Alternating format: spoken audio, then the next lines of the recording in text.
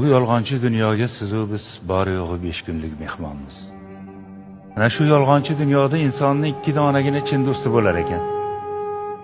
Bittasi Alloh bo'lsa, ikkinchisi sizu bizni yorug' dunyoga keltirgan zotlar, onaizorlarimiz.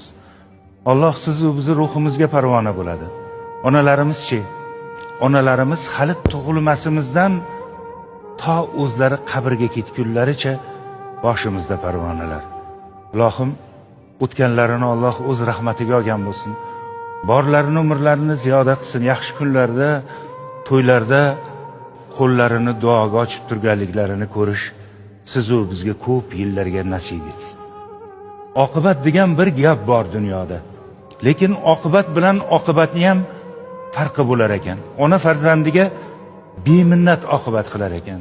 Farzandim mendan keyin qolsin, uni bo'ssin deb oqibat qilar ekan. Lekin farzandning oqibati omonat oqibat bo'lar ekan, minnatli oqibat bo'lar ekan. Bugun bor, ertaga ko'ramanmi yo'qmi, keyin dushikki og'iz yaxshi gapimni ayamay deb oqibat qilar ekanmiz.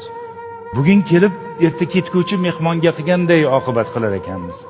Agar so'zlarim dilingizga og'ir botgan bo'lsa, shu so'zlarning isbotini qabristonga borib ko'ring. Hattoki o'sha qabr toshlariga ham jimjimador qilib minnat bilan yozib qo'yilgan. Aziz farzandlaringizdan esdalik. Qarang, hattoki shu qabr toshini ham minnat bilan qo'yar ekanmiz. Uni biz qo'ydik deb qo'yar ekanmiz. Gohida shu chin do'stimizni ham qadriga yetamiz, gohida yo'q. Gohida yarim tunda uyimizga kelamiz, darvozani astagina ochib, hech kimga bildirmay kirib ketamiz deymiz. Lekin bizni kutib o'tirgan bedor onaizor bizni kelganimizni qadam tovushlarimizdan emas, yuraklari bilan sezadilar. Bir og'izgina so'z aytadilar. Bolam, keldingmi?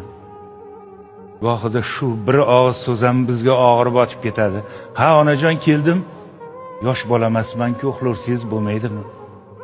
Azizlar, o'sha onaizor mangu uxlab qolganlaridan keyin o'sha ona yotgan g'aribgina kulbani, g'aribgina derazasini tagidan 1000 marta u yoqqa o'ting, 1000 marta qaytib bu yoqqa o'ting, tongda o'ting, tunda o'ting, qayta o'sha nido eshitilmas ekan. Bolam, keldingmi?